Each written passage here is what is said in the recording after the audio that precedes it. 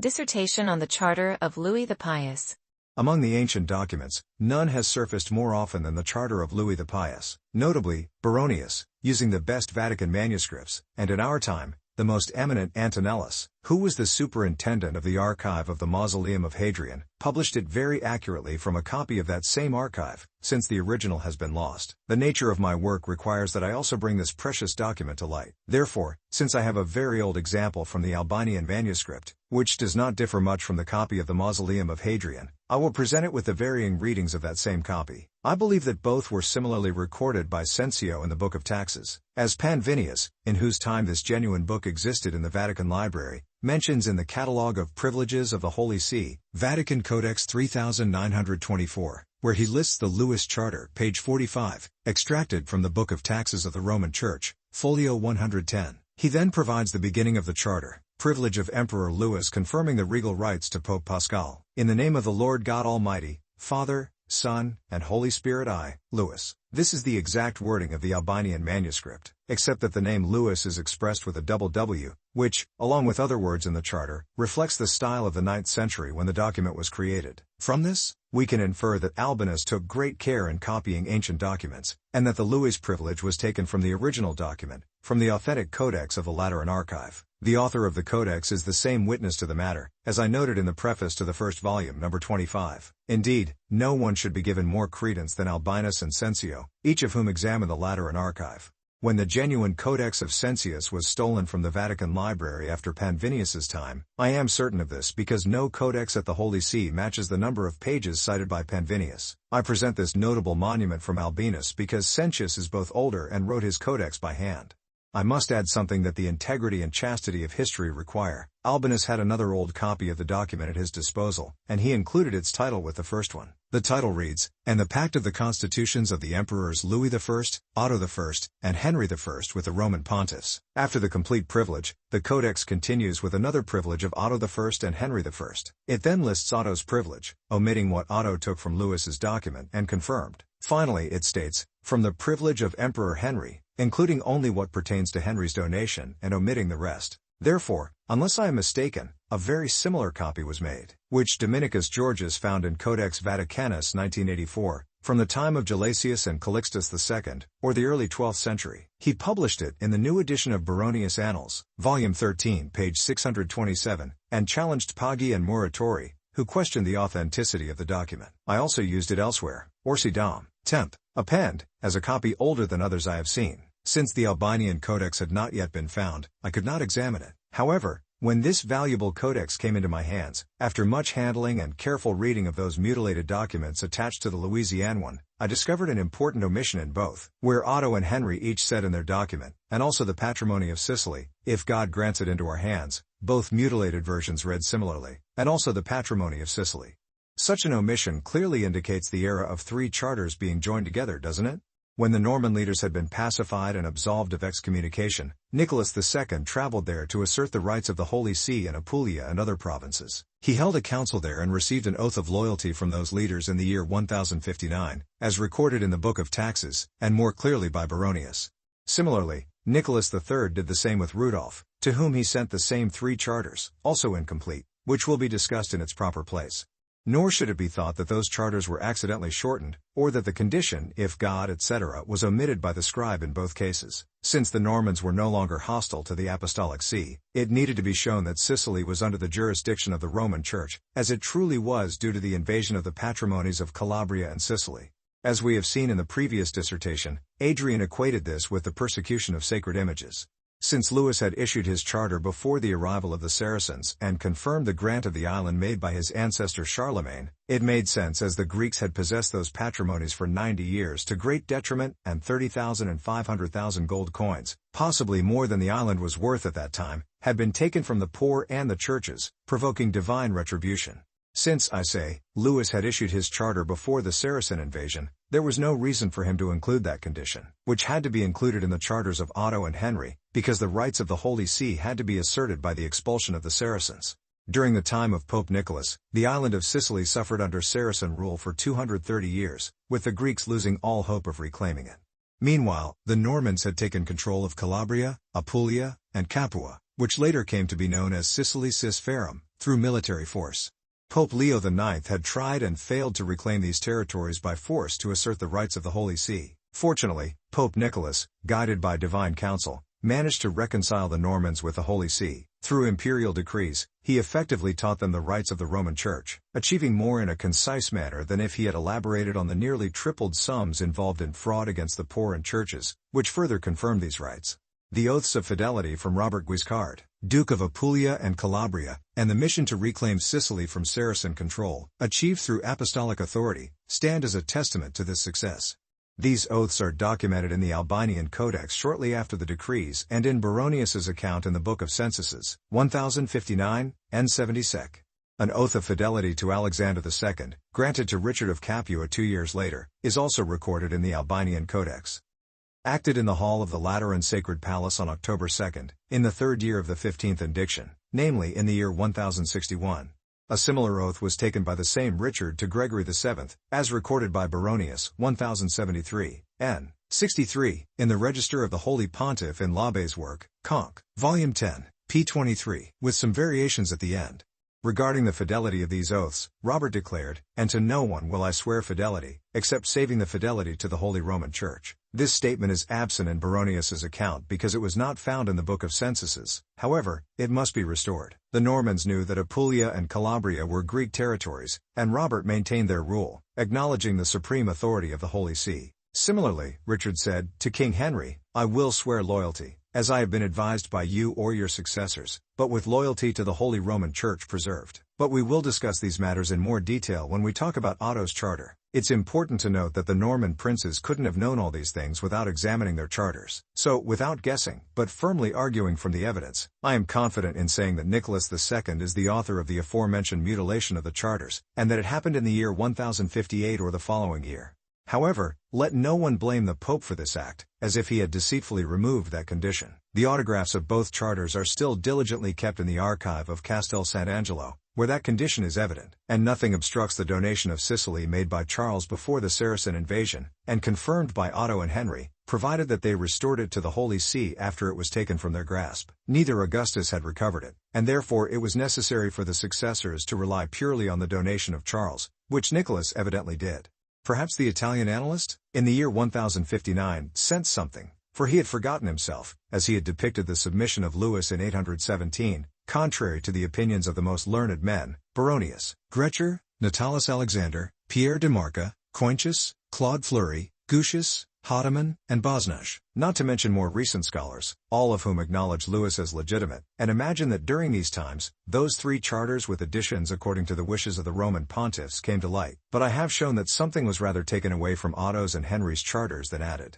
As for Louis's charter, whose value lies not in its antiquity but in its contents, I trust I will make it clear why those praised most learned men unanimously declared it the legitimate offspring of Augustus. Meanwhile, it's worth noting that the complete privilege of Louis, along with two others, is listed among the first records of the 11th century in the codex titled Privilege of Louis, Emperor, etc. Conversely, two other complete ones are included in the records of the 12th century and are titled Example of the Privilege of Otto, Emperor, etc., Example of the Privilege of Henry, Emperor, etc. Thus, it seems we can affirm that the privilege of Louis was transcribed from the original document during the time of Nicholas II, just like the other two. Although in the declining 12th century, when Albinus was flourishing, none of the originals were in Rome. Whatever reasons I might present for why the others, moved here and there, managed to reach us, but the privilege of Louis could nowhere be found, would be mere speculation. However, it is a minor loss, given that excellent copies exist with Albinus and in the archive of the Adrian Mole. The essence of the matter is to reveal the nature of the document, which, as it seems to have been made by no one else, I willingly and gladly take upon myself. And first, the document itself manifests as a pact of confirmation, repeatedly calling itself a decree of confirmation once and again. The chronographer of St. Vincent at Volturno Duchesne, Volume 3, page 681, in the life of Abbot Joshua, who was present at the Aachen assembly where this document was issued, calls it a pact of constitution and confirmation. The same words are used by the chronologist of Monte Cassino, Leo of Ostia, believed by the scholar Fontanini, Diff. 1, page 145, to be the introducer of the new term constitution, which the document itself rejects. However, to state what I think, it seems more like a redundancy of words rather than a new meaning of the matter. for it can either simply be called a pact according to the custom of that age, or a pact of constitution. It will always be an instrument requested by agreement, or a stipulation, whose nature the word confirmation reveals. Indeed, in that entire agreement, not even an inch of land was granted to the Roman Church by Louis. Neither Stephen IV nor Paschal I, through his legate, asked the emperor for it. They simply wanted the old rights to be confirmed by imperial authority, as was done by the aforementioned confirmation agreement. Therefore, the astronomer, a contemporary of Louis the Pious and part of his entourage who wrote the life of the same emperor, says, the carrier of the legation was Theodorus the nomenclator. After completing the task and obtaining the requested items, specifically the confirmation of the agreement and friendship, he returned in the manner of his predecessors. Furthermore, the same chronographer of Volturno, as Mabillon attests, Annals, Book 28, number 45, asserts that Abbot Joshua was so favored by Pope Pascal, that when he received the confirmation agreement from Louis, he wished to be present among the abbots of France on behalf of the Apostolic See. Here, as you see, he passes over in silence the voice of the Constitution, which is less acceptable to Fontanini. In the same place, however, the chronographer seems to testify freely to me that he found the confirmation agreement in the Pontifical Book of the Church. Indeed, you will find donations described there in the most abundant words, but the confirmations of the same, unless joined with a new donation, you will hardly find. Thus the silence of this agreement in the Pontifical Book supports my interpretation. The same Albinus, or rather Nicholas II, and Cencio do not attribute any other title to Louis than the privilege of Louis the Emperor, for confirming the royal rights to Pope Paschal. In contrast, they inscribe the title in the privileges of Otto and Henry as concerning the royal rights granted to St. Peter, for each added a new donation. If Pages had understood this, he would not have wrongly asserted, 787 number 8, when he acknowledged the legitimate diploma of Louis. Regarding the other Tuscany, always possessed by the emperors, it included other places that Louis the Emperor granted to the same see in parts of Tuscany, as we will show in the year 817. This does not appeal to the most learned and venerable cardinal's critic, but rather to a man of great delusion. When the reader examines the previously mentioned year, 817, n. 7, they will find Pagium siding with Millennius and Guldestus, and doing so with no small admiration. Pagium asserts that the donation claimed to have been made by Louis the Pious to the Roman Church, as noted by Gratian, is just as fictitious as the one attributed to Constantine the Great, a point already recognized by some learned individuals. This opinion resonated so strongly with the Italian annalist that he not only embraced it wholeheartedly, but also scrutinized the ancient document for all the formalities of legal documents, arguing its falsity due to their absence. This view gained traction among certain foreign writers, who were equally hostile towards the Catholic religion and the Holy See. One writer, almost as if this diploma had been widely proclaimed, dedicated his writings essentially mockeries against the Apostolic See's dominion to the same annalist. In many parts, he professed that he owed to this annalist whatever he produced by dismantling that principal monument of papal authority.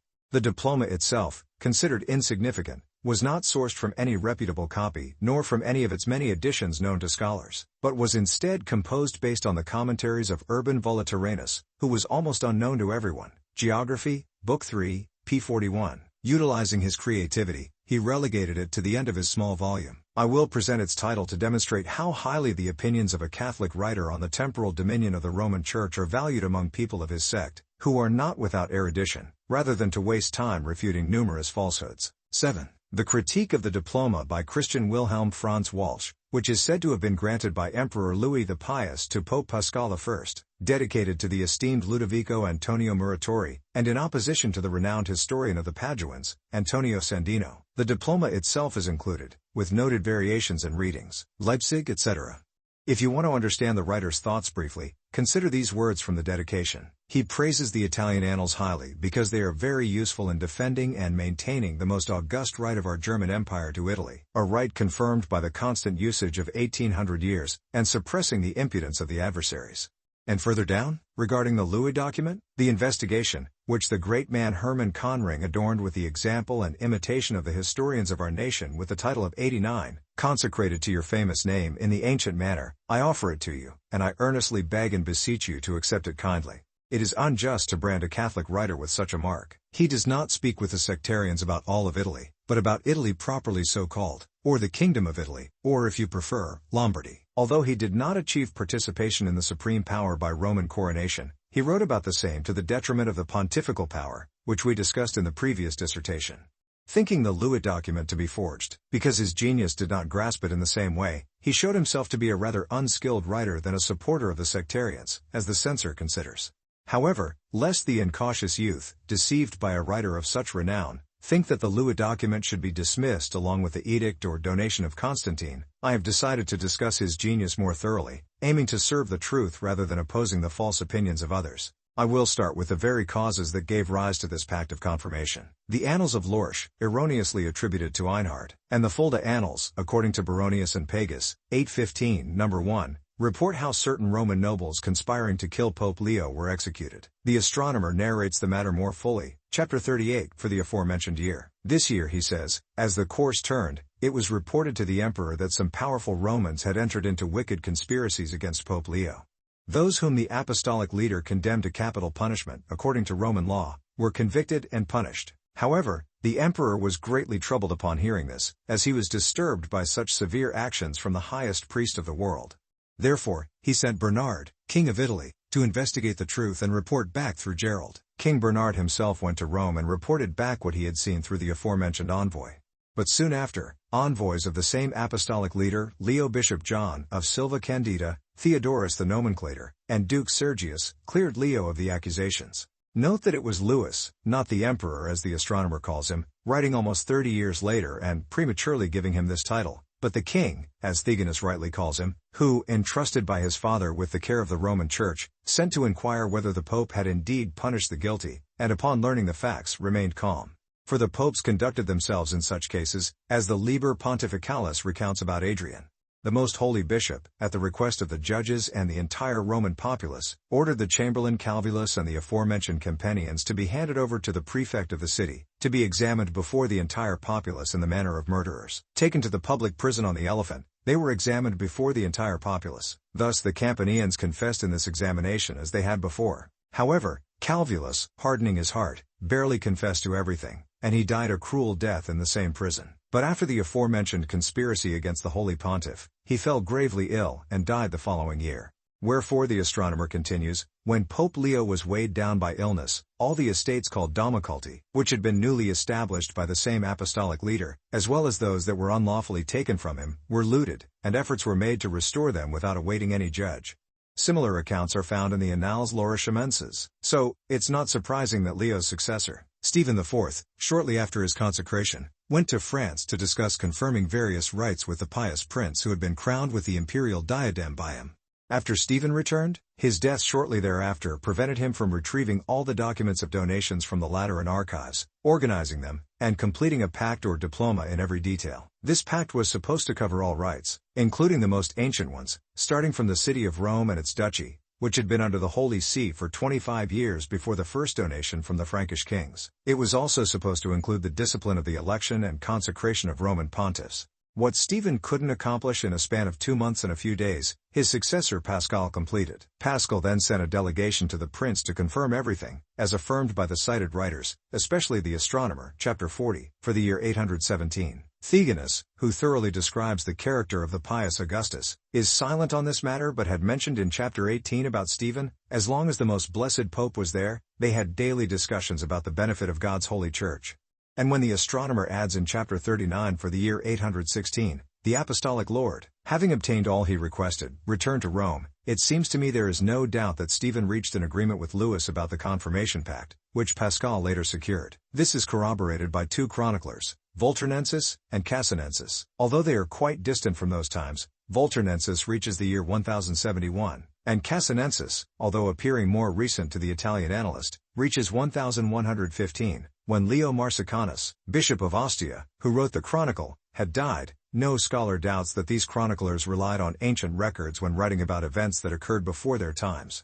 So, from the records of the life of Abbot Joshua of Volturno, who was present at the council in Aachen, he gathered this. Then, after making an agreement of constitution and confirmation with the most blessed Pope Paschal, and sealing it with his own hand and that of his 3 sons, he sent it through the emissary Theodore, the nomenclator of the Holy Roman Church, to the aforementioned Pope. In this agreement, 10 bishops, 8 abbots, 15 counts, a librarian, a steward, and a doorkeeper signed. However, Leo of Ostia reports the same event with slightly different words in Book 1, Chapter 16. Here, Louis made an agreement of constitution and confirmation for the blessed Peter the Apostle and his vicar Lord Paschal, just like his parents Pepin and Charles did.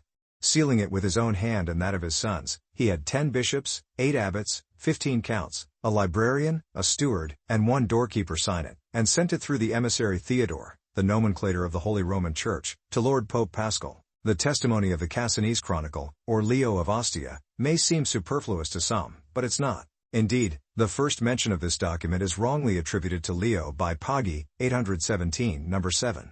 Leo of Ostia, who died at the beginning of the 12th century, was the first to mention it, so it wasn't conceived long before. What confidence in the man!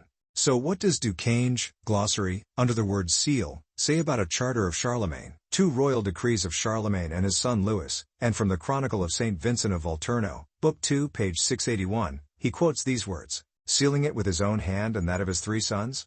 Indeed, Leo of Ostia says, with the seal of his own hand and that of his sons. Therefore, the first mention of the document should not be attributed to Leo, but to the ancient records of the monastery of Volturno. While working on the Cassinese Chronicle, he shows that he had both the Volturno record and the Diploma of Louis in front of him.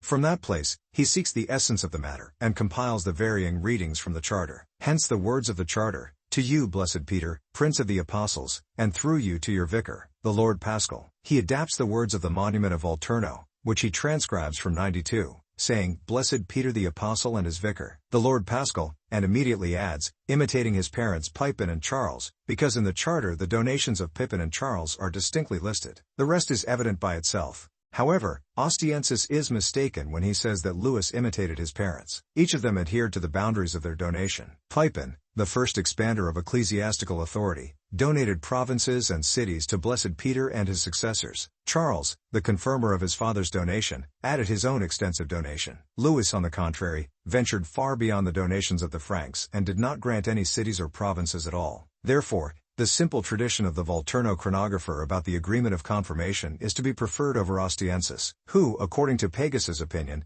did not first mention the charter but was the first to disturb the charter with his additions. Now indeed the charter itself must be examined. We have already said enough about its title. The beginning or invocation of the Trinity, at first glance unique, makes the reason for its uniqueness clear if considered attentively. The most learned Mabillon, in Diploma Book 2, Chapter 3, against the Propylaeum of Papabrachius, brings forth the invocations of the Carolingian era, in the name of God and our Savior Jesus Christ, in the name of the Lord Jesus Christ, in the name of the Father, and of the Son, and of the Holy Spirit.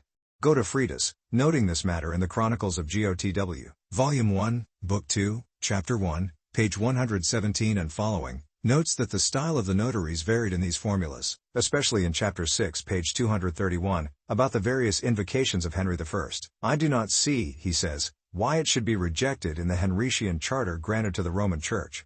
In the year 1014, the invocation in the name of God Almighty, the Father, the Son, and the Holy Spirit was produced, which D. Frieder, Heinius considered suspicious in his History of the Empire, Part 2, Chapter 6, Section 10, page 208, letter A. However, this phrase is found in many documents, especially Italian ones, reflecting the style of Italian notaries. No one, I think, will disagree with the scholarly observation that imperial documents were usually made in Rome, including those of Charlemagne, who issued his donation in the city. Regarding the invocation in the Diploma of Louis, whether arranged by Stephen IV or Paschal and confirmed in France, it might be judged differently. Baronius, 811, number 44, mentions Charlemagne's testament, made in France, which also includes the invocation, in the name of God Almighty, the Father, the Son, and the Holy Spirit. This phrase is also found in L'Abbé, Councils, Volume 7, page 1202, and in Boland, Acts of the Saints, Volume 2, page 887, who presents the life of Saint Charlemagne from 2 high-quality manuscripts of Eginhard,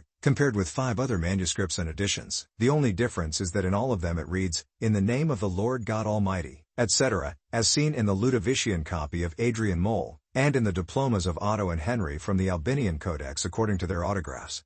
From this, it can be safely inferred that all the privileges granted by the Carolingians to St. Peter and his successors preferred this invocation, which Otto and Henry also imitated, clearly in the style of the scribes of the Holy See, whose job it was to produce these from the archive records. I do not doubt that if the donation of Pepin existed, it would bear the exact same invocation that all successors embraced. That Holy Republic, namely Rome and its duchy, which existed even before the donations of the Frankish kings, was confirmed by Louis as belonging to the Apostolic See, following the surrender of the people who defected from the impious Greeks. Because Emperor Stephen IV had agreed, with the authority of the emperor, To prevent lootings, he also wished to protect all ecclesiastical domains with strong fortifications. The emperor himself explains the matter clearly, just as you have held and managed in your power and domain from your predecessors until now. Then he lists each city, both of Roman Tuscany and Campania, for the duchy was divided into two parts, as all scholars know, into Cistibaronum and Transtibaronum. We see clearly in the letters of the Codex Carolinus that these cities were under the jurisdiction of the Apostolic See before any donation, making it unnecessary to demonstrate it again here. It suffices to recall that Stephen II told Pepin, who had returned to France. Codex Carolinus, letters 6, 7, others, 7, 9, that the Lombards had nullified the donation and had not given even a palm's width of land to the Holy See. On the contrary, they had conducted raids, plundering, and devastations in the cities and places of Blessed Peter, again urging him to undertake a new expedition. Codex Carolinus, letters 8, 9, others, 4, 6. While Rome was besieged by the Lombards, no improvement has been made for us, he said, but rather after the desolation of our entire province, etc. What is desired more clearly to hold, that the city of Rome and its duchy were of the jurisdiction of the Apostolic See before any donation? From the same source, there is even more ample testimony. For the same pontiff says below, the city of Narni, which your Christianity granted to Blessed Peter, they have taken away, and they have seized some of our cities. He distinguishes the city of Narni of the Roman duchy from the others, and reports to Pepin that it was taken because it had been previously invaded by the Duke of Spoleto. Book of the Pontiffs, section 254, and was restored by Aistulf, frightened by Pepin's royal emissaries upon his first arrival. Codex Regius, Mazarin, Thu, 13. But because Padius and others argue that this part of the papal territory was owed to royal generosity, they are not afraid to claim that the words of Louis refer to your predecessors against the consistent faith of all the manuscripts, substituting ours, so that Pepin and Charles seem to have given Rome and its duchy to St. Peter and his successors. It will be worthwhile to show the opposite, not by reasoning, which I did in the illustration of the Codex Carolinus, but by their own confession. They do not count Charles Martel among the predecessors of Louis, although they dispute so much about his patriciate with empty contention. They say that in the year 741, he was prevented by death from aiding the endangered church. Moreover, they admit that the Roman pontiffs did not abandon their obedience to the Greek emperors, however impious, until the year 753. In the following year, during Pepin's first expedition, they say that Narnia, one of the cities of the Roman duchy, was restored out of fear of the Franks. Therefore, whatever they imagine the lord of the Roman duchy, whose capital is Rome, to have been, this territory, by their own confession, was subject to its own ruler before Pepin's donation took effect. However, who this ruler was, Pepin himself testified to the Romans 1 year after his donation. As the Romans themselves teach us in the letters they sent to the king, concerning your most blessed and co-angelic spiritual father, our Lord decreed by God Pope Paul. Therefore, the predecessors mentioned in your Louisian document were Gregory III, Zacharias, Stephen II for 25 years before the donation, and after the donation, Paul I, Stephen III, and Adrian. They themselves, admitting what they cannot deny, state that Pepin's donation was confined within the borders of the Exarchate and Pentapolis. They do not even dare to speak about Adrian and his successor Leo III, although some of them might try to evade this authority in another way, which I have abundantly demonstrated in the notes to the Codex Carolinus. Why then would they prefer to adhere to Gratian, who was the first to place our matters, rather than to the consistent testimony of the codices and their own confession, is not difficult to understand. They do not know what they are saying. The second chapter of Louis' Diploma shows the very donation of Pepin not, as we said, made at Carusiacum in the year 754 and confirmed by Pepin's two sons, Charles and Carloman, but as Charles the Great confirmed it in Rome in the year 774. The former was indeed very diligently kept in the archive of the Lateran Church, when 20 years later, in 774, Charles came to Rome and had the promise made in Francia at the place called Carusiacum read to him again. He was pleased with it, and with his judges, added everything that was attached to it, as it is in the Pontifical Book, section 318. The most Christian king of the Franks himself, corroborating it with his own hand, made all bishops, abbots, dukes, and counts sign it. Then, placing it first on the altar of St. Peter, and later inside his holy confession, both the king of the Franks and his judges, promising by oath to the blessed Peter and his most holy vicar Pope Adrian to preserve everything contained in that donation, handed it over, as Albinus read in his time, and with little difference, all the codices, both published and manuscript, have it. A donation so solemnly and so sacredly confirmed by Charles, which Adrian not once nor without reason calls an offering and holocaust in his letters, is sought in vain elsewhere. It exists complete in the one Louis' Diploma. The most diligent collector of ancient monuments, Francesco Bianchini, thinks he has published it from the most famous Farnese Codex for the benefit of the public, Anastasius, Volume 2, page 57.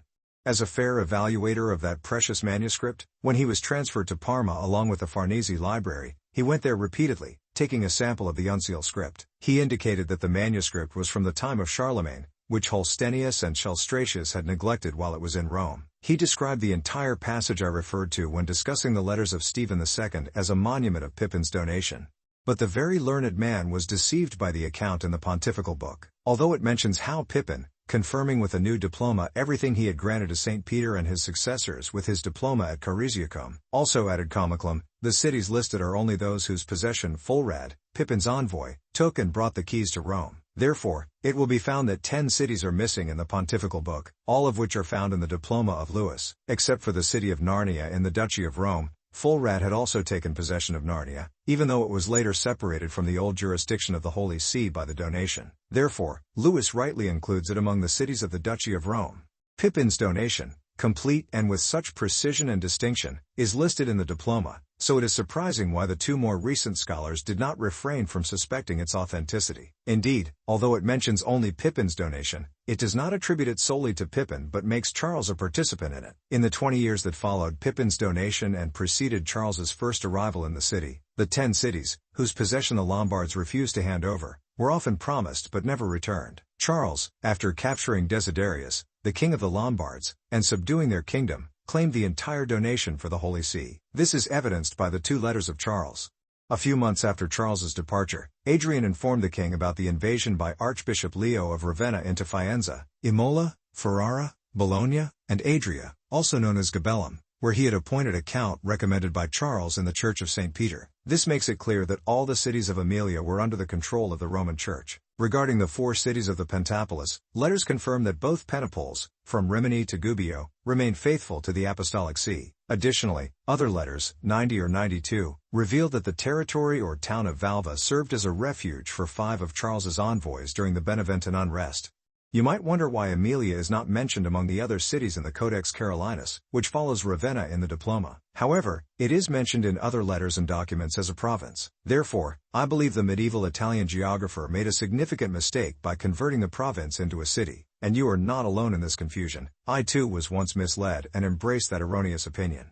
Why? Because I saw that the Exarchate had narrower boundaries during the Lombard period than during the Roman Republic, and that Emilia was divided into 2 parts up to the territory of Bologna, making it part of the Italian kingdom, and from there the Exarchate began. Nevertheless, I discovered that Emilia was indeed granted to the Apostolic See in this diploma, which many learned men considered legitimate. In these complexities, what was I to do? A unique and previously unheard of doctrine emerged from the geographer, who seemed to have strong reasons for removing Emilia's name as a province in the Exarchate, and I followed his opinion. Afterwards, I turned my serious attention to defending the rights of the Holy See, refusing to accept any opinions that contradicted the clear records of the annals. I discovered that this chronicler, highly regarded by the Italian annalist in many other matters, was greatly mistaken in detracting from the honor of the province of Emilia. The province did not lose its status, as evident from the division of ecclesiastical provinces. Instead, it began to be more limited in civil administration. Since it retained the name Emilia in the Exarchate, in the Kingdom of Italy, that prominent kingdom name absorbed the provincial name. Furthermore, the formation of the dual Pentapolis within the Exarchate restricted Emilia. Thus 3 provinces began to exist in the Exarchate: Emilia, Maritime Pentapolis, and Inland Pentapolis.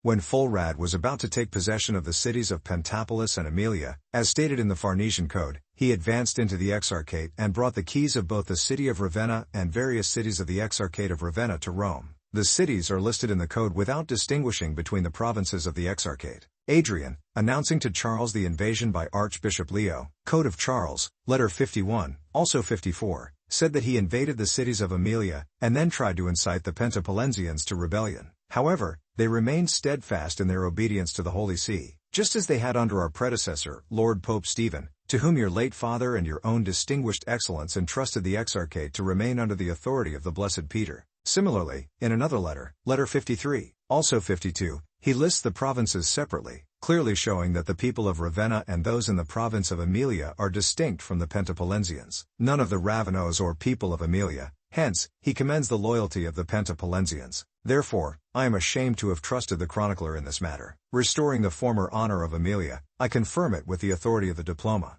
Louis confirms the donation made by his grandfather Pepin, which was restored by his father Charles, by reciting it exactly as it was. This includes Ravenna, the head and metropolis of the entire Exarchate, and Emilia, one of the provinces of the Exarchate, listing each city individually to prevent any extension of this province beyond its original boundaries.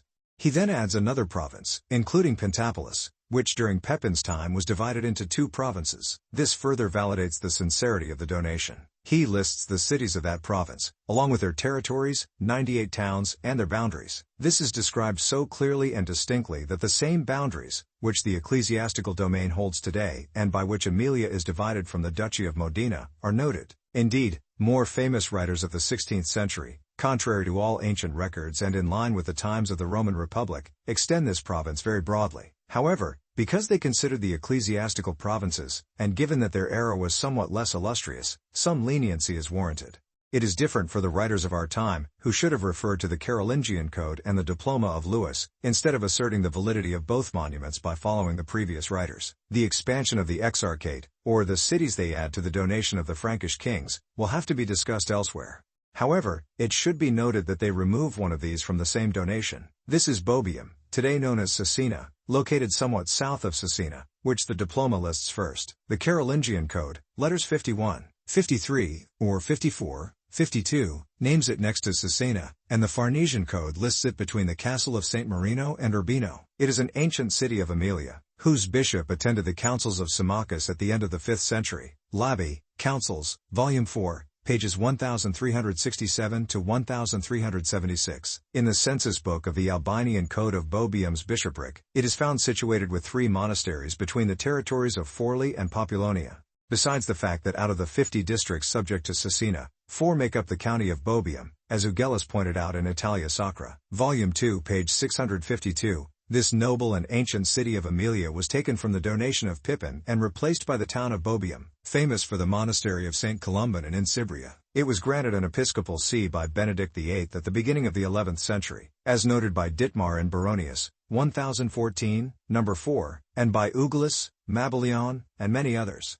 Whether this city should be sought outside the extensive limits of Emilia, is left to the judgment of the reader. Indeed, I see that it is impossible to narrate the fervor of the debate. For Fulrad, sent by Pepin, who took possession of Bobium as well as other cities, certainly did not venture into such distant regions. And since I am certain that all the successors of St. Peter protested according to the words of Adrian, in Codex Carolinus, letter 71 or 56, I call upon God as a witness. For I irrationally seek the boundaries of no one. I confidently say Bobium never belonged to the jurisdiction of the Holy See. Regarding the other cities, which they join to the Exarchate, I admit it is otherwise. Not because they were included in the donation of Pepin or Charlemagne, which is equally false to affirm, as it is to transfer Bobium from Insibria to Flaminia and claim it for the Holy See without any authority, but because from another source they altogether pertain to the dominion of the Apostolic See, as I will show in due course. Meanwhile, to more firmly establish the boundaries of ecclesiastical dominion, I will briefly add some points from Charlemagne's division of the kingdoms among his sons Louis, Pepin, and Charles. For he gave Italy, also called Lombardy, to Pepin, to be divided among the brothers if he predeceased them. Although elsewhere in Volume 1, page 298 and following, the same has been brought to another matter.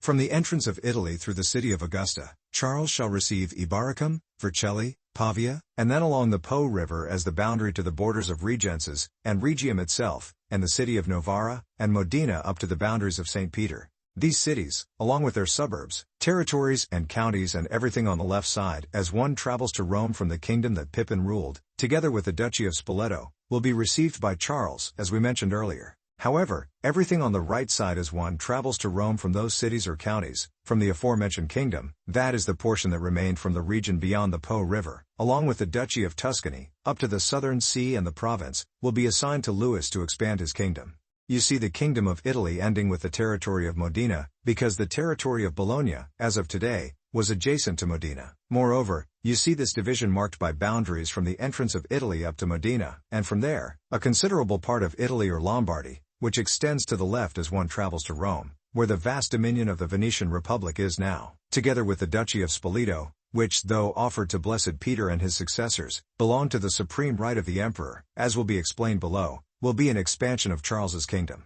The other part assigned to Louis is best explained by another designation through the boundaries of ecclesiastical dominion, which is contained in Otto's Diploma. It is granted to Charles both in the same Diploma and in the Pontifical Book, and it is as follows: from Lunus with the island of Corsica, then in Siriano, then in the mountain of Bardones, then in Bercetto, from there in Parma, then in Reggio, from there in Mantua, and in Monte Salices, and the province of Venetia and Istria. This will be discussed further in the notes on Otto's Diploma. Meanwhile, Louis's portion of the Italian kingdom beyond the Po is acquired. Do not understand the designated boundaries as the walls of the named cities themselves, but as the extremity of each territory. Additionally, you will receive the Duchy of Tuscany, just like the Duchy of Spoleto, under the supreme right of the emperor, although it was offered to the Apostolic See. Therefore, it is included in this jurisdiction and added to Louis's portion. So far, we've talked about the complete donation of Pepin, confirmed by his son Charlemagne in Rome, before the most sacred body of the Prince of the Apostles, in the year 774. Now, we need to move on to the donations made by Charlemagne himself. This great prince, with his piety towards God, and his devotion, love, and generosity towards Peter, came to Rome 4 times, as stated in the Codex Carolinus, in the years 774, 781, 787, and 800. During his first visit, aside from confirming his father's donation before the blessed ashes of that apostle, he granted Tuscia Langobardica, or at least a part of it. The whole region was once called Langobardica, though it was later named Regalis by more recent people. Codex Carolinus, Volume 1, pages 297, 321. On his second visit, he granted the entire Sabine territory. Codex Carolinus, pages 383, 415. During his third visit, he granted 6 cities of the Duchy of Benevento. Codex Carolinus, pages 475 and following. What he granted on his fourth visit for the remission of sins and for the merit of his soul, as both he and his father had always done. Codex Carolinus, pages 228, 325, 330, 333, 341, 384, is not contained in the Codex Carolinus, since it was compiled 9 years earlier. However, he seems to have donated Corsica, Sardinia, and Sicily. Corsica is mentioned in the letters of Pope Leo III to Emperor Charlemagne, and Einhard attests that Charlemagne did not leave the city without bestowing gifts upon the Holy See. Finally, because the Codex Carolinus, a witness of donations beyond any exception, remains silent about these islands. Therefore it is certain that none of them was donated to the Holy See before the year 791. Why not then in the year 800? When he was made a partner in the supreme pontifical power by Pope Leo III through the imperial crown. However, I admit that this is confirmed by no old monument, except for a diploma of Louis, so I long adhered to the opinion of Bellucius, Mabillon and Leblanc, who believed that some privilege or diploma had been interpolated somewhere. However, upon closer examination, I realized that the donation of Sardinia and Sicily was uncertain. I immediately decided to set aside the opinion of those who thought otherwise, and follow the views of Baronius and other very learned men, which Grotius, Hotman, and Basnage also supported. Indeed, the rights of the Holy See to Sicily were less doubtful, as we discussed extensively in the previous treatise. Otto the Great claimed this right for the Holy See, as we will see in the next section, and Saint Henry not only followed Otto's example but also confirmed Louis's diploma, despite the objections of those who disagreed. But regarding these islands, nothing should be affirmed rashly. Therefore, I assert that their donation is not at all doubtful, but the timing of the donation is uncertain. As for the other donations of Charlemagne, I believe there is nothing to add to what has been thoroughly covered in the previous commentary on Adrian's letters. However, I should mention that the Sabine patrimony or territory is listed immediately after the Pepinian donation and Louis's diploma, because the geographical locations of the regions were prioritized over chronological order. Moreover, the letters of the Codex Carolinus, all dated before the year 781, provide evidence that the Lombard cities of Tuscany, along with the duchies of Tuscany and Spoleto, were given by Charles. The second donation, namely the Sabine territory, was certainly not made before the year 781 when Carloman was baptized in Rome and was given the auspicious name of Pepin by Adrian, thereby acquiring the name of his godfather for his parents. This unique aspect of the diploma is evident in that Aetherius and Maginarius, the abbots, resolved all disputes between the Holy See and the people of Rieti, by establishing boundaries between them and the Sabine territory after the year 784, for in that year Maginarius succeeded Fulrad as abbot of Dionysius's monastery in July. This could not be found in the letters of the Codex Carolinus, 67, 68, 71, 72, 73, etc. Were all given before Maginarius became abbot, during the lifetime of Ildegarda, who died in 783. However, The third donation of 6 cities in Campania should be listed last. This is because it pertains to the year 787, when Charlemagne, after subduing the Beneventans and taking Grimald along with 12 other hostages, brought Arichis, Grimald's father and the Duke of the Beneventans, and the entire region under his control. After reviewing the ancestral and paternal donation, Charlemagne confirms both patrimonies as belonging to the Holy See, even though they were not in its possession. He lists Benevento first, which Adrian, in Codex Carolinus, letter 59 or 49, mentioned to Charlemagne. Adrian stated that various emperors, patricians, and other God-fearing individuals had donated parts of Tuscany, Spoleto, or Benevento to the Apostolic See for the sake of their souls and the forgiveness of sins. A few years earlier, Stephen III had praised Aetherius, the envoy of Bertrada and Charlemagne, for immediately going to the Duchy of Benevento to reclaim the patrimony in those regions, Codex Carolinus, letter 46 or 44. Charlemagne then mentions Calabria, without adding Sicily, because he had confirmed the entire island in an earlier donation. Regarding this patrimony, it is important to note that since 756, Stephen II, while thanking Pepin, Codex Carolinus, letter 11 or 8, had earnestly discussed with the king the possession of the Exarchate obtained through Fulrad. Inspired by God and by the blessed Peter, the prince of his apostles, he urged that the part of the Greeks be arranged in such a way that the Holy Catholic and Apostolic faith remains whole and unshaken, and that the Holy Church of God be freed and secured from others and their malicious intentions. This would ensure that the preparation of lights for the churches of God continues for the salvation of souls, and that the hunger of the poor, needy, and pilgrims be alleviated. In third place, the Neapolitan patrimony is confirmed. Like the Calabrian patrimony, it was unjustly held by the Greeks, similar to how the Beneventan patrimony was held by the Beneventans, who at that time were more friendly to the Greeks than to the Holy See. It would take too long to go through the entire history of this patrimony, but you can review it in the Codex Carolinus, page 495. It is sufficient to point out that Adrian subdued Terracina with papal soldiers, which represented that patrimony. Gaeta was also captured for the same reason, and after Charles gave 6 cities in Campania, the territory of the Holy See expanded in that region, highlighting the value of the Neapolitan patrimony. However, the history of the 3 great patrimonies is not the focus here, but the donation of Sicily, whenever it was made by Charles and confirmed by Louis, makes it more plausible. Moreover, the Italian annalists highlight an inconvenient, if not audacious, observation. In the year 1059, this ancient rival of papal domination claims a diploma with additions emerged in the 11th century, discussing Benevento, Calabria, Sicily and other regions, concerning matters of great interest to the Holy See at that time, not for their status in previous centuries. This will convince the ignorant public and Walch and his followers, as stated in the preface, page 4, that the Italian annalist is a treasure of antiquity and historical events, and a chief ornament of our age. But to men of true learning and those knowledgeable in papal history, all historical rules seem to be suddenly violated. Doesn't falseness, audacity and hostility shine through? The monuments of the Codex Carolinus clearly show that the annalist is lying. Nicholas II, following in the footsteps of his predecessors, repels the injury recklessly inflicted on him. The annals themselves, repeatedly sprinkled with such matters, manifest the hostility towards papal domination. It's worth noting that in the Confirmation Pact or Privilege, Sicily was included by Stephen IV or his successor, St. Paschal I, in the donation of Charlemagne. This donation was made multiple times, each instance specifying new regions. Sicily had to be included in that Confirmation Pact. Were the ancient rights of the Sicilian patrimony any less certain than those of Benevento, both Calabrias, and Naples? So what did Stephen II do in the year 756? In the same letters where he thanks Pepin for gaining possession of the cities of the Exarchate, as I mentioned earlier, he persuaded the same king that the Calabrian and Sicilian patrimonies should be claimed by the Apostolic See as his property. What does Adrian testify to Charles in the year 794? Council, Volume 8, page 963, that he would consider the Eastern Emperor heretical unless he restored the patrimonies with the consecration of bishops, as stated earlier in the previous dissertation, number 10, or, reminding about the patrimonies, if the Emperor refuses to restore them to our Holy Roman Church, we will declare him a heretic for persisting in such an error. I will address the lesser matters in the notes. Given this context, it should be noted that the authenticity of this document is so strong that the same annalist who depicted it as fabricated in the year 817 claims it was only interpolated in the year 1059. However, unless I am mistaken, I demonstrated that this second opinion should be disregarded.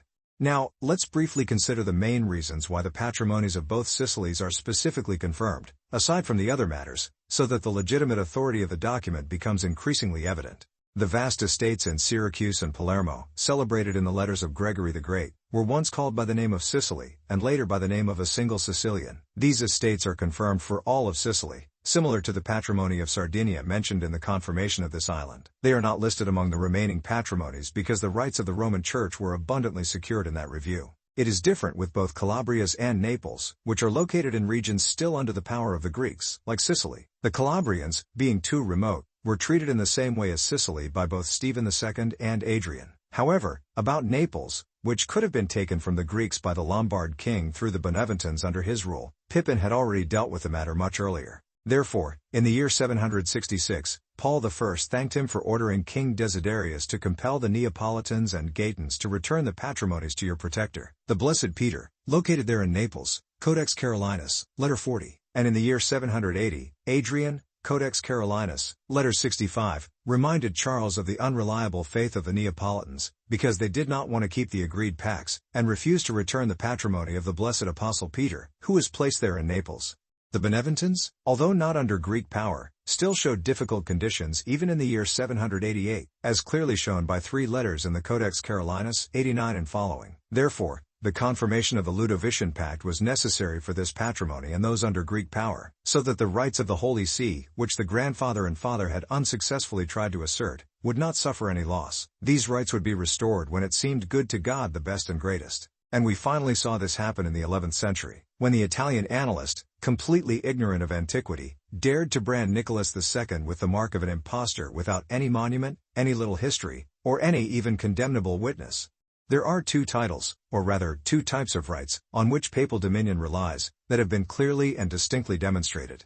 First, the voluntary submission of the people, after their separation from the Greeks, subjected Rome and its duchy to the Roman pontiffs. Additionally, through the generosity of the Frankish kings Pepin and Charles, they acquired the remaining provinces and cities. All of this was perpetually confirmed by Louis for Pascal and his successors, allowing them to maintain their right, rule, and dominion. Another type of generosity or donation from the aforementioned kings followed, which was not agreed upon with the kings, but voluntarily granted to the Prince of the Apostles and his successors. We will discuss these types of donations, which are not expressly mentioned in the Diploma, when the order of events leads us to the privilege of St. Henry. There, we will talk about the voluntary donations of all this emperor's predecessors. One must consider here the Carolingian, which dismisses and indeed discredits some recent questions about the type of dominion by which the pontiffs obtained them. Therefore, in the year 774, when Charles first came to the city, he not only restored and confirmed his father's donation, adding a significant part of Lombard Tuscany, but also offered another part of Tuscany, distinct by the name of duchy from the former, which recent scholars have named regal, containing the cities of Luna, Pisa, Lucca, Volterra, Siena, Pistoia, Florence, Arezzo, and New Chiusi, along with the Duchy of Spoleto, separated from Italy properly so called, or from Lombardy, to St. Peter. This matter is evidenced by Adrian 105, Codex Carolinus, letter 56, others 58. Indeed, in the year 776 he says, "You also presently offer the Duchy of Spoleto to your protector, Blessed Peter, Prince of the Apostles, through our lowliness, for the salvation of your soul." However, a similar thing concerning the Duchy of Tuscany is not found in the letters of the Codex Carolinus. Its condition is found to be very different from that of Spoleto in these letters. Several leaders from other cities were found, including those from Clusium, Florence, and Lucca. Codex Carolinus, Epistle 55, also 60, 80, and 64, 50, and 55. These leaders provided both credibility to the matter and thwarted the trivial attempts of those trying to investigate the metropolis of Tuscany at that time. However, both the Duchy of Spoleto, which was entrusted to one person, and the Duchy of Tuscany, which was administered by several leaders, were offered by Charles to St. Peter and his successors. These offers are uniquely documented in a charter by Louis, which not only declares this matter genuine but also abundantly testifies to the papal supremacy over the remaining territories. Indeed, the grant of such useful dominion, the decree or papal charter by which both duchies are restored to Charles, the donor, and the clear declaration of the supreme right reserved for the same Charles, are such evident indications of sincerity that they make any other proof unnecessary. Furthermore, the inclusion of these in the document, or that final clause, always safeguarding our dominion over these same duchies in all things, and their subjection to our part, provides 2 less doubtful arguments. First, all revenues of these duchies are confirmed for St. Peter and his successors, which were previously individually specified through taxes, pensions, and gifts, as the accurate transcript of the Adriatic records, not donations, as the erroneous script of the code suggests. Second, in the entire ecclesiastical domain, these duchies alone were not under the supreme power of the Roman pontiff during the time of Louis, for the emperor, to comply with the pope, had confirmed the remaining rights with imperial authority, so that they would remain under the jurisdiction, dominion, and authority of the Holy See until the end of the century, which he indicates in the following with the same words and other stronger ones. The reason for this was so that in the regions granted by the kings of the Franks, and in Rome and its duchy, the popes would seem to rule with supreme authority by imperial power. This was intended to curb the audacity of subjects who, restored by imperial majesty for the same purpose, could not be restrained from seeking the life of the supreme ruler through treachery, and from invading the properties of the church. As I mentioned earlier, anyone who thinks otherwise is far from the truth. The many arguments for dominion, evident before the donations of the kings, are demonstrated in the Codex Carolinus, 106. After the donations, when there was no longer any fear from the Lombards, and the patriciate of the Franks served as a great defense against Greek threats, almost as many arguments can be found in the same codex as there are letters from the Roman pontiffs. More certain and evident arguments can be found for brevity's sake from the previous commentary on the letters of Adrian, and from letters 63, 65, 76, 75, 81, 67, 97, and 85. I cannot be convinced that the often praised two men, or their attendants, did not notice this. The inconsistency of both, since they called the Diploma of Louis sometimes legitimate, sometimes forged, and sometimes interpolated, clearly shows that each one was aware of his own error. How could it be otherwise? A single interpolation at first glance seems to confirm the three islands, but what follows removes suspicion. And to the territories, maritime coasts, and ports pertaining to the aforementioned cities and islands. And again below, where all the rights of the Holy See are gathered in one. Namely, concerning the aforementioned provinces, cities, towns, fortresses, villages, islands, territories, and properties, as well as pensions and taxes. And finally, thirdly, where he promises to defend the islands together with all the aforementioned things, so that all these may firmly remain under his control for use, enjoyment, and disposal. What? No matter which city they come from, those who seek refuge with the Holy See, whether to escape papal authority out of a desire for independence, to incite rebellion, or out of fear of punishment, he promises to take them in. If their offense is minor, he seeks pardon for them. If their offense is serious, he sends them back to their own ruler for punishment. The only exceptions are those who have suffered violence or have been oppressed by the overwhelming power of other citizens, and need imperial intervention before the Pope.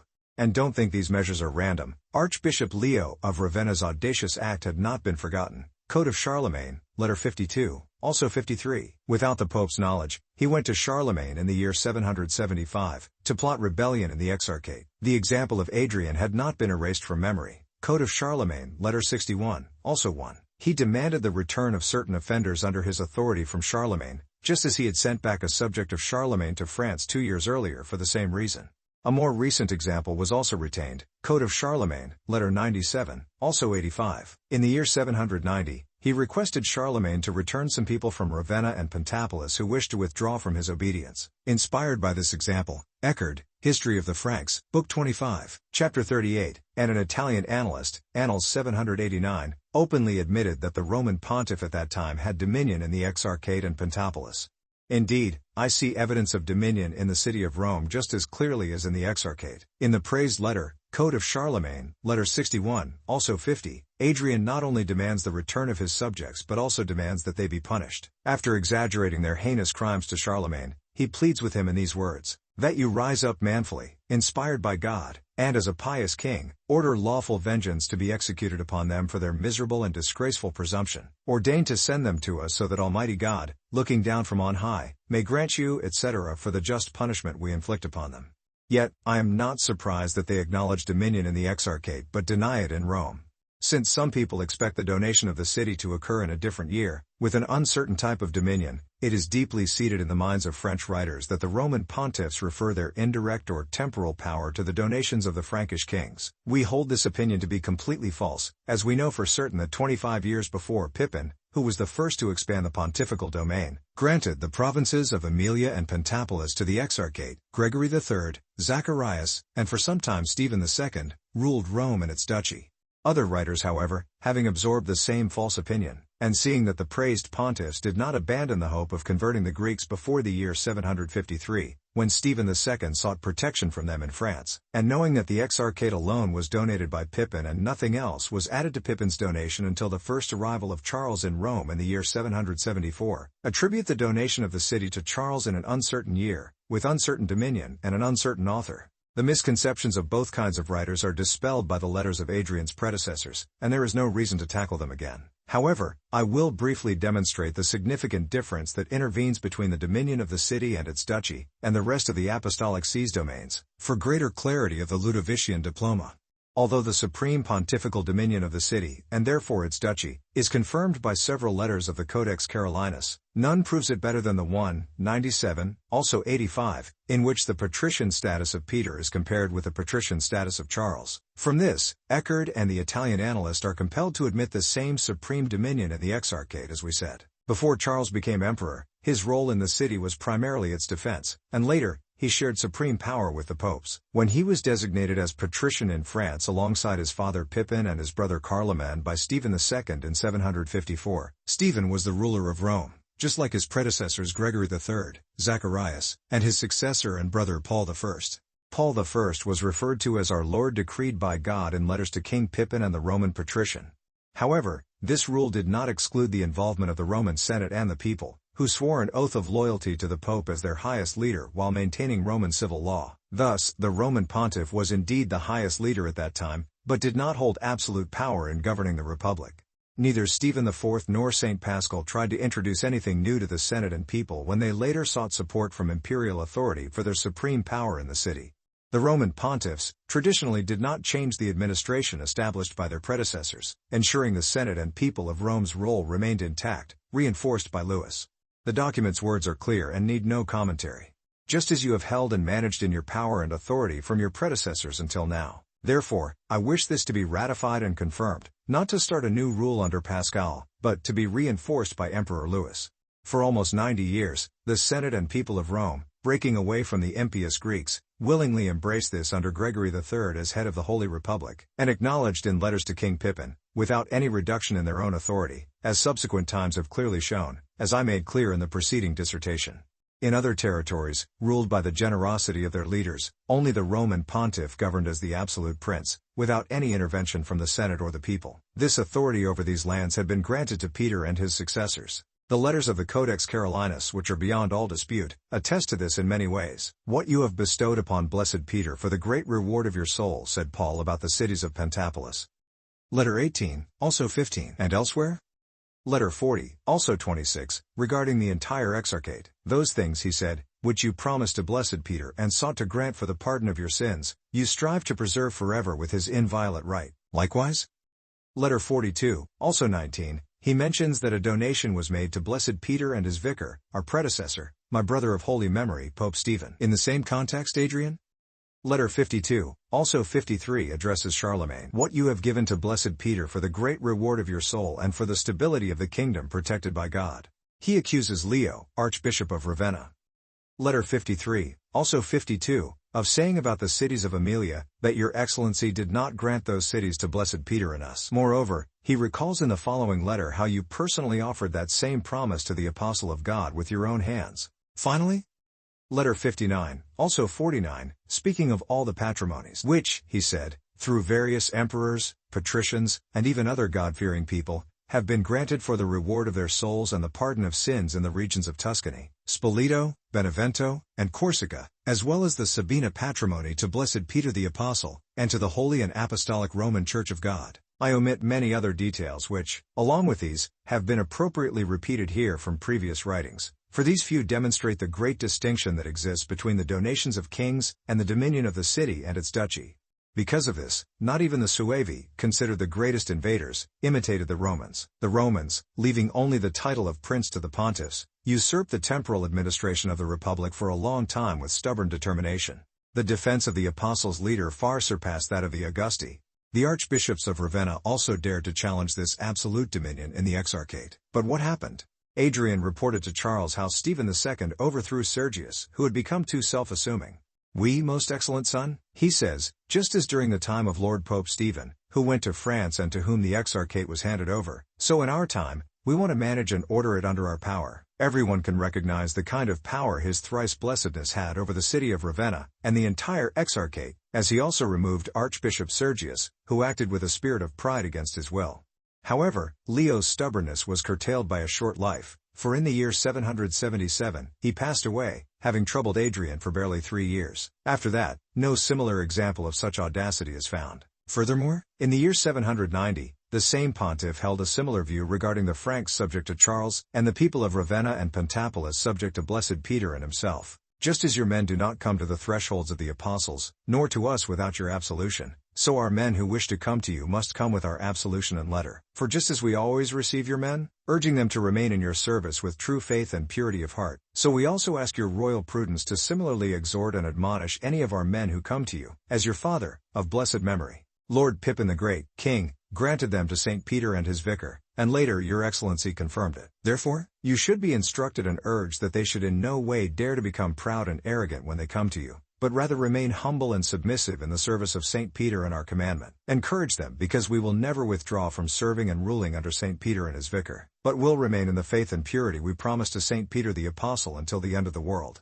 Now I believe I have clearly explained why Louis, confirming the rule of the Roman pontiffs in the city and its duchy, uses that condition, just as you have held and disposed of it in your power and rule from your predecessors until now. Conversely, he clearly confirms the domains granted to the seat through the document of donation, without omitting any condition, to Pascal the supreme pontiff and universal pope and his successors until the end of the world, in such a way that they hold them in their own right of principality and rule. This was indeed of great importance to validate the sincerity of Louis's document and to reveal his intention. However, since most of what I have discussed so far is established from the 99 letters of the Codex Carolinus and 10 of Leo, edited by Conring, I have rightly called this document the summary of this epistolary history, since it briefly collects and strengthens all the rights of the Holy See. After this, the discipline of the election and consecration of the Roman pontiff is confirmed, which matter, concerning the predecessors of Stephen IV, can be sought both from the preliminary commentary on the letters of Adrian No. 2 and following, and from the notice to the letters of the false Pope Constantine. The summary is that the election and ordination or consecration of the Roman pontiff was entirely free. This is more and more confirmed by the presence of the legate of King Pepin at the consecration of Paul I, Cod. Car. Epistle 12 or 13. When he arrived in Rome during the election of the Pope, Paul, along with our noblemen, spoke with him and said, "We saw it fit for him to stay here until, by God's providence, we receive the sacred apostolic blessing. Then, fully satisfied with our own purity and that of all the people, and with the love we bear towards your most gracious excellence and all the Frankish people, we would send him back to you with our apostolic envoys. These envoys would testify to the king that the Pope would remain in the same faith, love, and unity of charity and peace, which our most blessed Lord and my brother, the most holy Pope, confirmed with you. The discipline of electing and consecrating the Pope, and then sending envoys to the King of France to renew the aforementioned concord between the kingdom and the priesthood, is so firm and constant that no example contrary to it can be found. The usurper Constantine, only after his detestable election and ordination, Codex Carolinus, Epistle 43, also 98, sent envoys to the king, promising to remain in your love and faithful affection, following the example of Stephen and Paul, and in sincere friendship. He repeated and urged this again in the next letter.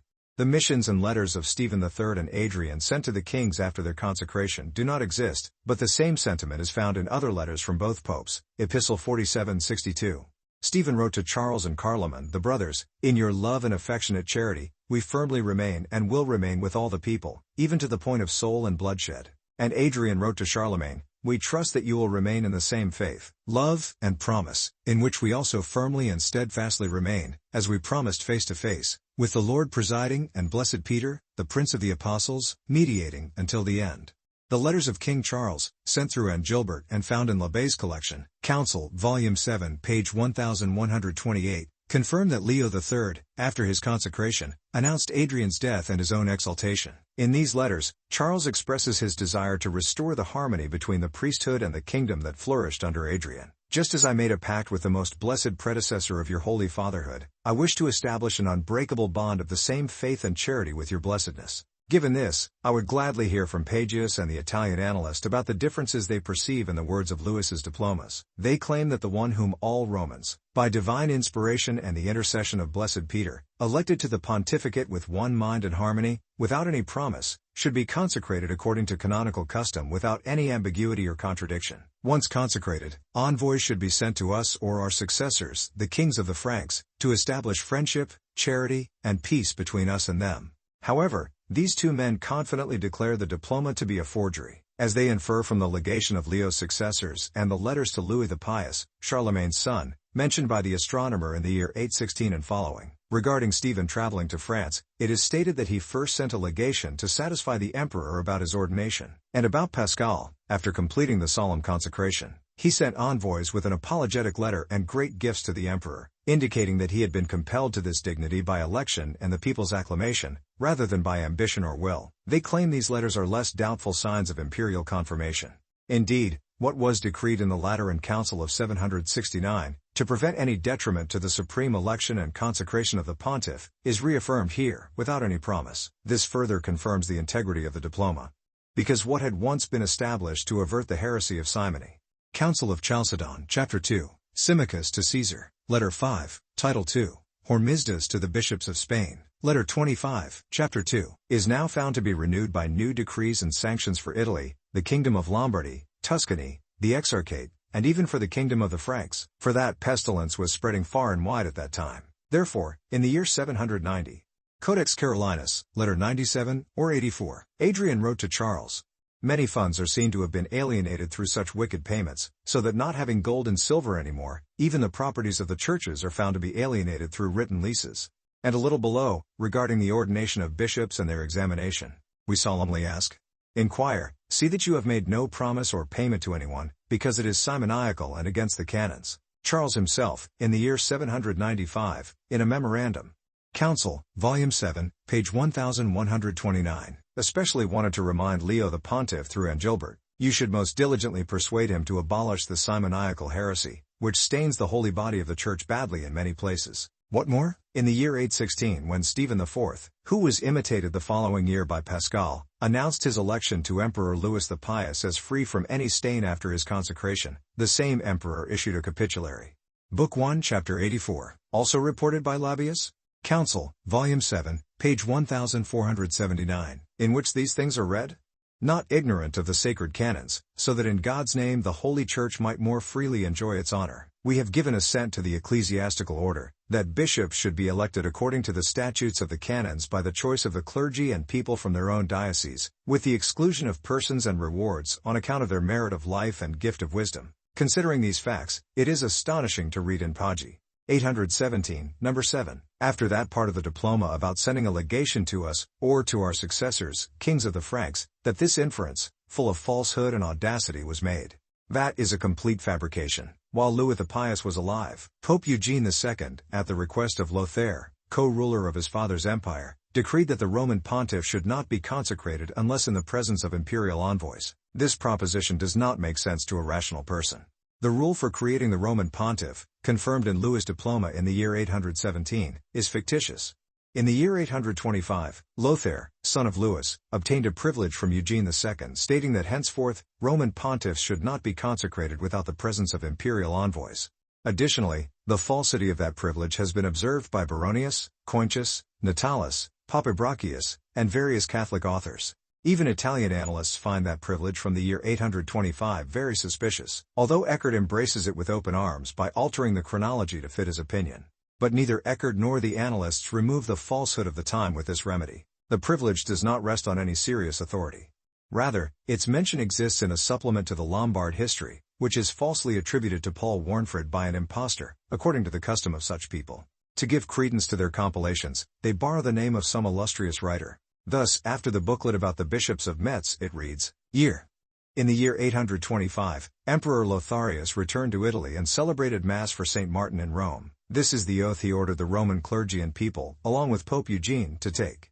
I therefore promise by Almighty God, and by these sacred four Gospels, and by this cross of our Lord Jesus Christ, and by the body of the most blessed Peter, Prince of the Apostles, that from this day forward I will be faithful to our lords, Emperors Louis and Lotharius, as long as I live, to the best of my ability and understanding, without deceit or evil intent, while maintaining the faith I promised to the Lord Apostolic. I also promise that I will not consent to any election of a pope in this Roman seat that is not conducted canonically and justly, according to my ability and understanding, and the elected person shall not be consecrated as pope with my consent, until he makes such an oath in the presence of the emperor's envoy and the people, with an oath similar to the one Pope Eugene made in writing for the preservation of all. To address the misconception held by Pagi and his followers, I believe the true constitution of Eugene and Lotharius, given in the atrium of St. Peter the Apostle in the year 824, should be referenced here. College Rom. Part 2, p. 207, which we will see almost entirely confirmed in the privileges of Otto and Henry. Regarding the election of the Pope and the Emperor are established in chapter 111.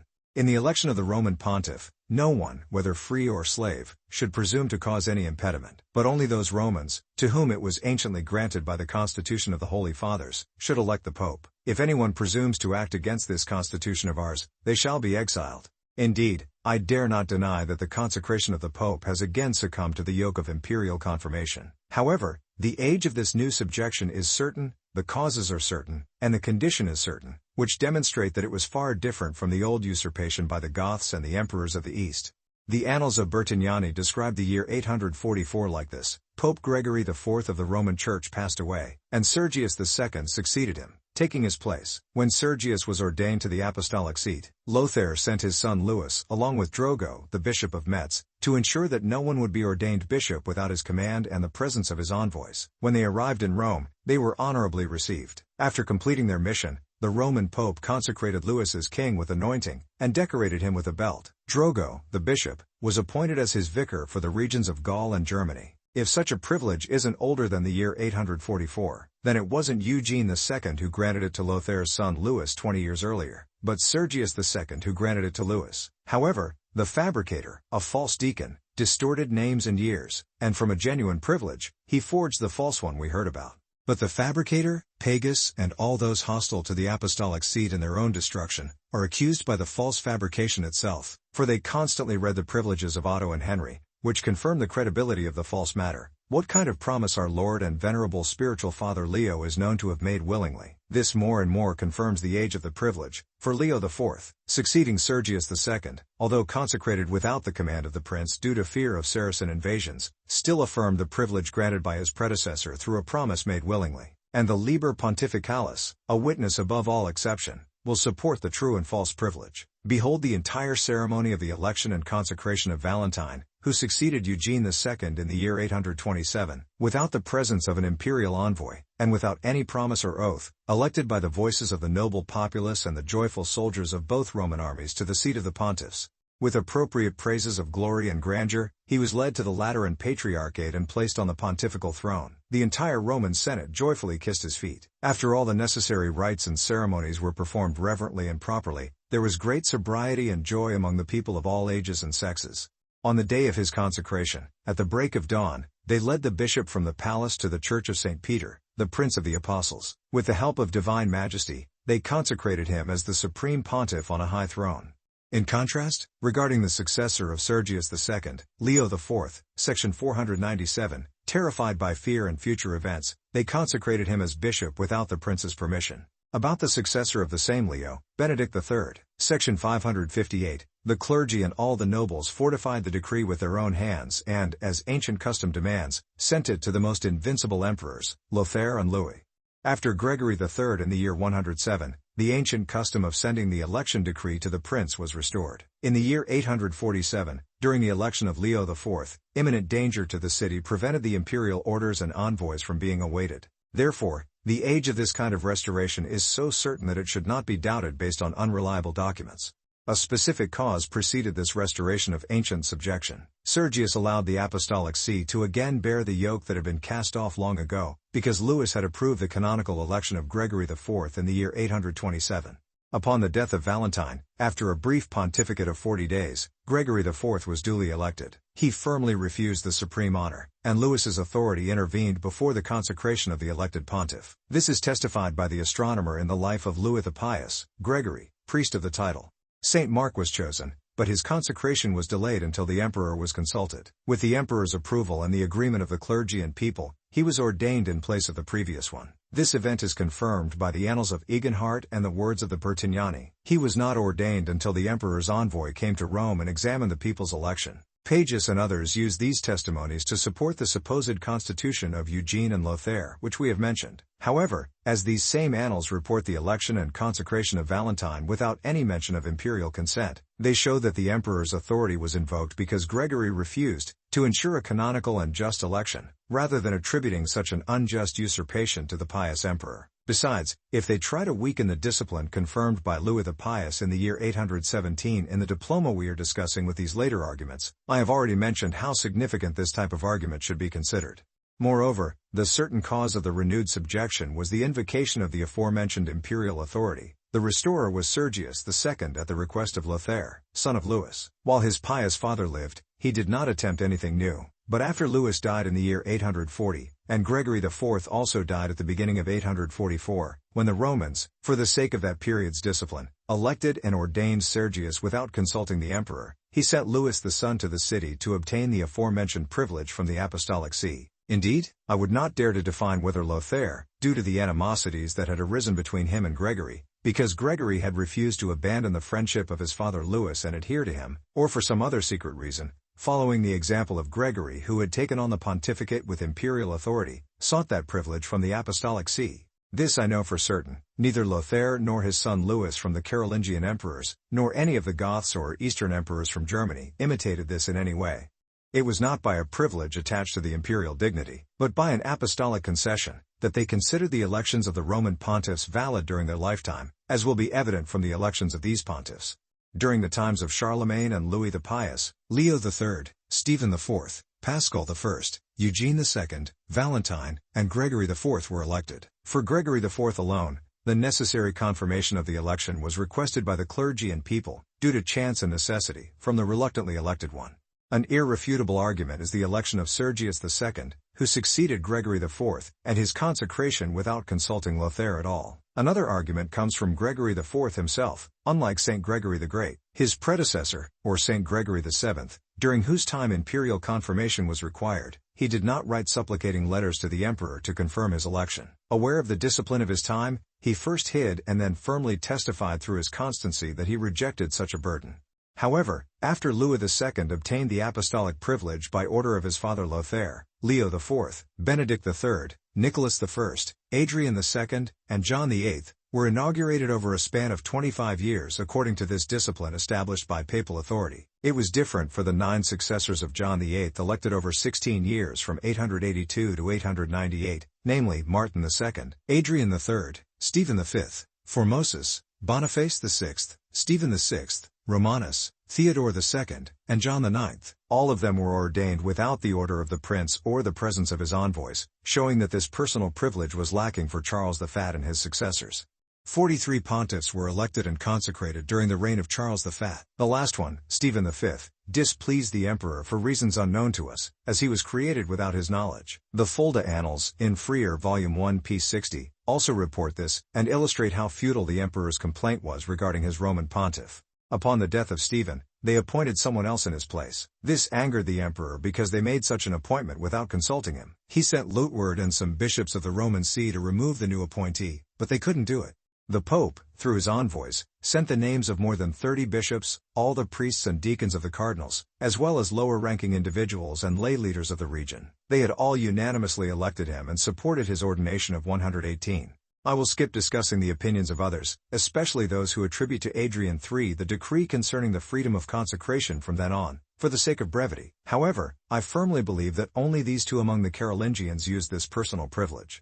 In the 16 years following the death of John VIII until the creation of John IX in 898, many evils occurred, and John's election was disrupted by the Sergian Schism. This pope realized that handling such a significant matter with imperial authority would be beneficial. Therefore, in the same year, he convened a council, as mentioned in Volume 9, page 502, and, due to other serious causes, decreed the renewal of this privilege. He stated in Chapter 10, "Because the Holy Roman Church, which we preside over by the grace of God, suffers many abuses when the Pope passes away, These abuses occur because the consecration of the Pope happens without the knowledge of the Emperor, and without the presence of his envoys. Thus, we want this to be abolished, and the Pope to be elected in the presence of the gathered bishops and all the clergy, requested by the Senate and the people. Then, having been most famously elected in the sight of all, he should be consecrated in the presence of the imperial envoys.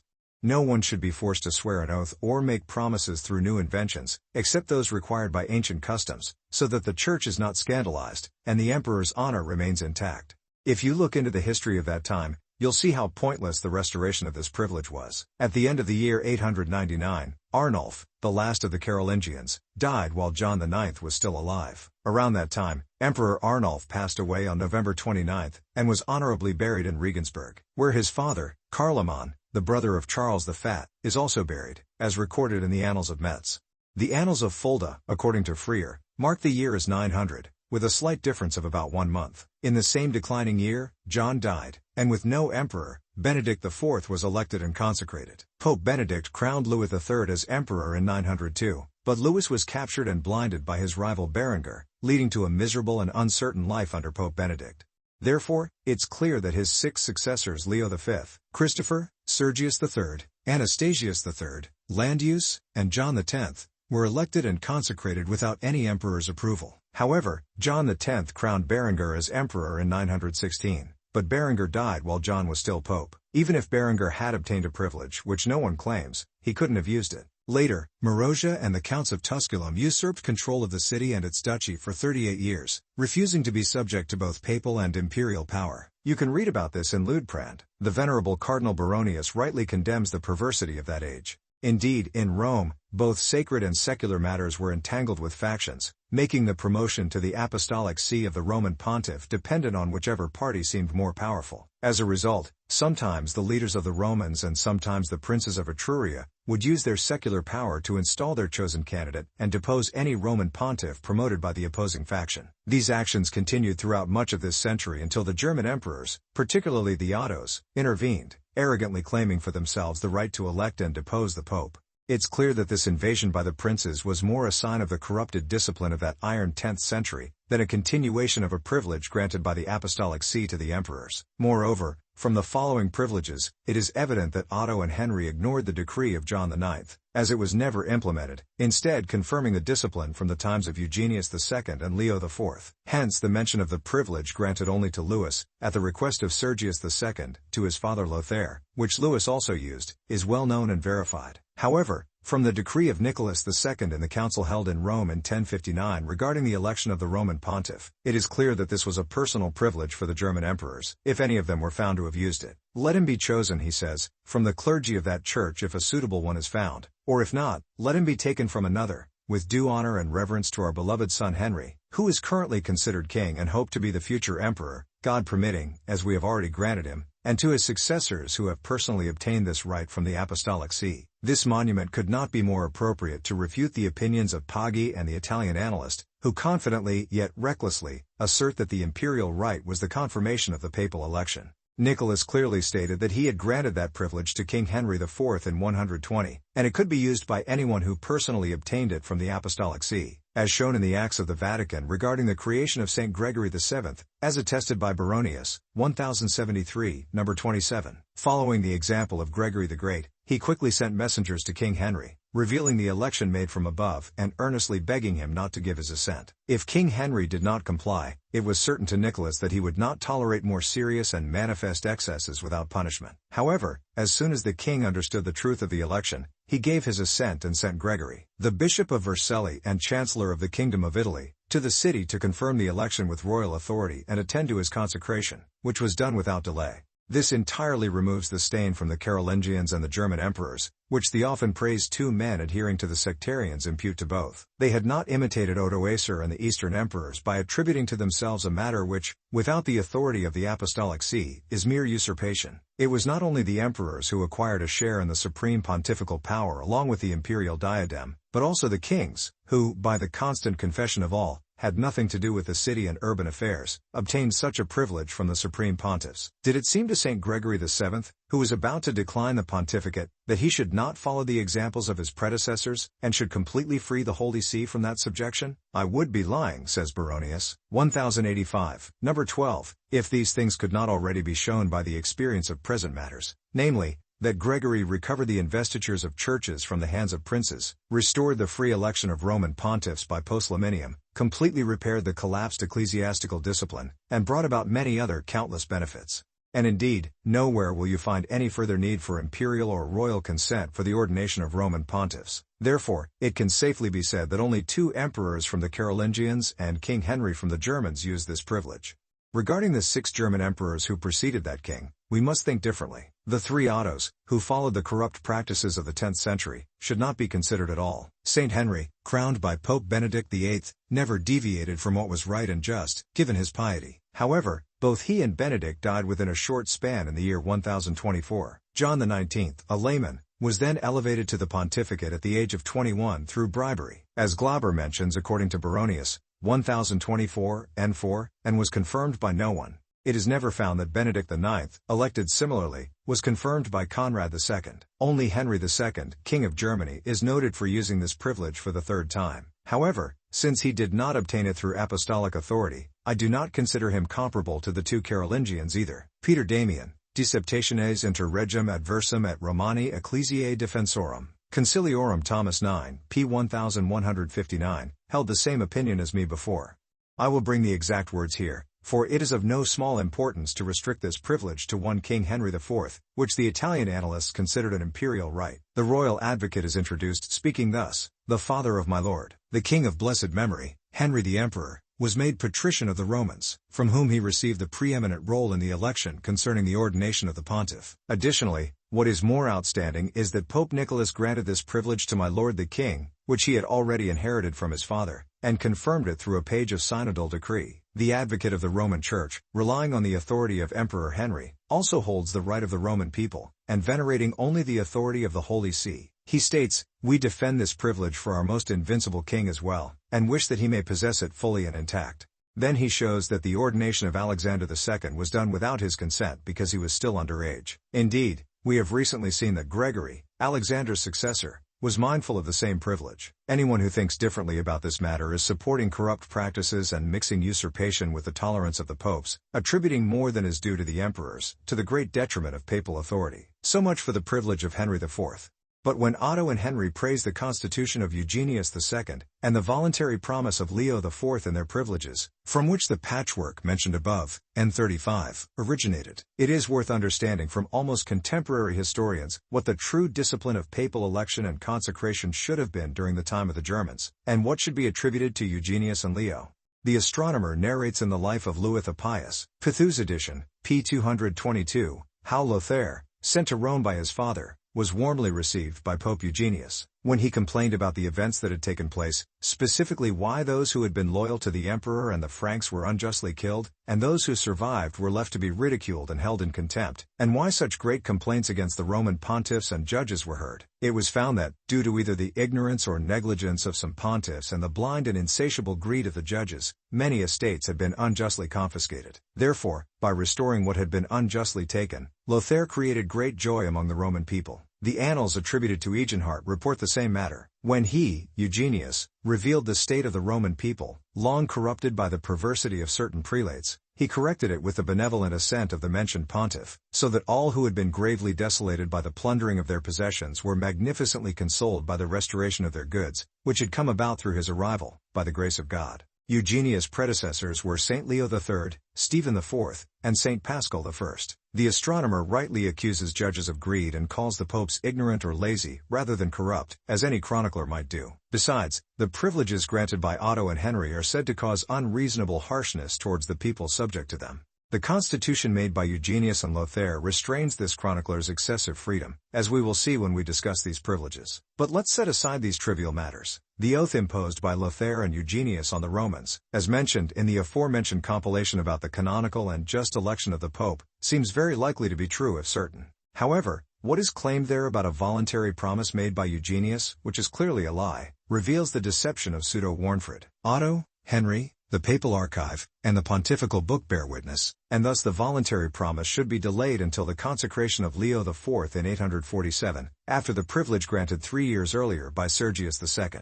Leo is said to have made this promise voluntarily because of the fear of the Saracens, as neither an order nor an envoy from the emperor had been expected. Therefore, that promise was not necessary. In section 46, we saw that this discipline had already been established by Lothair and Louis the Pious, and then was unsuccessfully revived by John IX in 900. It was confirmed in the great corruption of the 10th century by Otto and Henry, but it was never put into practice. Finally, we find it was only observed in the creation of Gregory VII, who abolished it. Now, let's return to Paggy's objection, who believes the Ludovician diploma is a mere fabrication because it presents a discipline entirely different from the one instituted about 30 years later. Isn't that passing judgment on entirely unexplored matters? Any sensible person would disregard the remaining objections.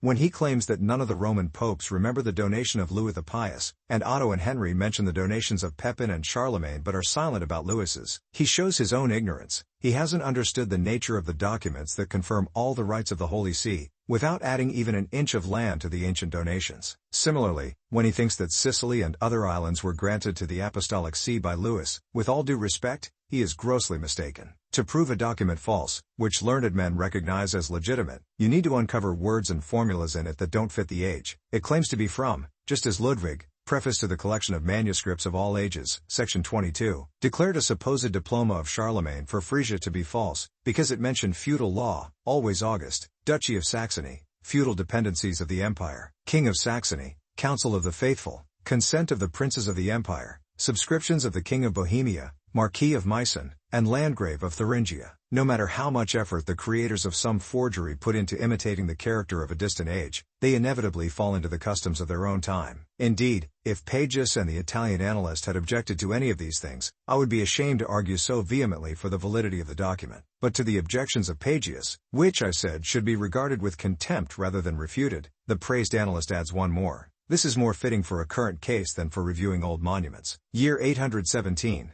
Namely, that the diploma did not originate from the chancellery of Louis because it lacks a date, which is a sign that only an incomplete example of it survives. But who among the learned has ever dared to affirm that the autographs of the diplomas of Pepin, Charlemagne, and Louis have come down to us late descendants? Nevertheless, they gained such credibility from the Carolingian Code and other annalistic monuments, that the lack of autographs is consistently judged to be a very minor loss. The medieval Italian geographer Paggio and the annalist serve as substitutes. However, whatever truth exists in their table relies heavily on that key source. He would rather be like a person who drills a hole in the ship he himself is sailing on, than oppose the aforementioned authorities, whose words he swears by. Despite the given defects, or rather external flaws, common to other monuments not of such great antiquity, they do little harm to the Ludovician manuscripts. It was given at the Aachen Assembly in the year 817, on the 6th day before the calends of July, as read at the beginning, Council, Volume 7, page 1507. In the year of the incarnation of our Lord Jesus Christ 817, in the 4th year of the reign of the most glorious Prince Louis, on the 6th day before the Ides of July, several abbots with their monks gathered in the house of the Aachen Palace called Lateran. Among them was Joshua, abbot of the Volturno Monastery, very dear to the Pope, as taught by Bobium. Annals, Book 28 number 45, who provided the monastery's document to its chronicler, as mentioned, number 9 and following. What must be particularly noted in the diploma are the ancient subscriptions, said to have been added to the donation first made by King Pepin at Carizioch. Regarding the Pepinian donation, the Book of the Popes, section 318, relates this in the life of Adrian, that promise which King Pepin, and the most excellent Charles with his brother Carloman, and all the judges of the Franks made to the blessed Peter and his most saintly memory Lord Stephen the younger Pope. And elsewhere, section 253, it was said, sent to be possessed by the blessed Peter and the Holy Roman Church, and all the popes of the Apostolic See forever, which remains stored in the archive of our Holy Church to this day. I don't see how the end of Louis's diploma differs from the following. We sent Theodore the nomenclator, as the legate of the Holy Roman Church to Lord Pope Paschal, the subscriptions of the emperor, his sons, bishops, abbots, counts, and palatine officials are listed in the diploma itself, as noted by both the Volturnense and the Cassinense chroniclers. This is considered the greatest evidence of antiquity, as gathered from Anselm of Lucca. Unless the author of the collection attributed to him is somewhat more recent, Anselm took up the episcopate of Lucca in the year 1073, when Gregory VII began his pontificate. In his collection of canons, later expanded by Gratian, Anselm included from the privileges of Otto and Henry the chapter on the election of the Pope, Book 6, Chapter 35. He says at the end, "And both emperors signed in their own time, and 23 bishops, 6 abbots, 13 counts and 17 nobles, whose names we will see below in both privileges, namely, 10 bishops in Otto's, and 13 in Henry's, and so with the others joined together by Anselm." Therefore, it cannot be denied that a copy of Louis's Diploma has reached us. It is a copy of great antiquity, known to Anselm, Book 4, Chapter 35, as well as the other two, not from autographs, but from those examples mentioned at the beginning, number 2 and following. The main part was the complete Louis document, with the other two contracted, as evident from the review of the subscriptions.